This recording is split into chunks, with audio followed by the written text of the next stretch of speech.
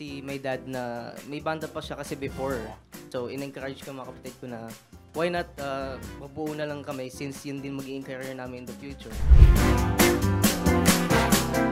Nagre-regular gig talaga kami. Umiikot kami sa mga iba-ibang establishments. Like may mga casinos kami, may mga bars.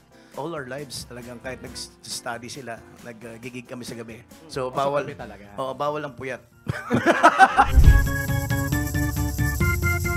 Kasi ang system namin baliktad dun sa norms na 'yon. So you need to play to be able to go to school.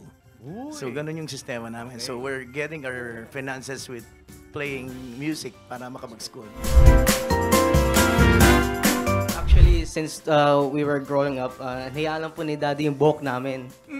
Never po kaming ginupitan na parang mga normal cuts. Boy cut, So ano lang, mga trim-trim lang. Ako lang nagtitrim yearly. So long hair talaga sila hanggang lumalaki na. Wow, si Daddy ang tipid talaga.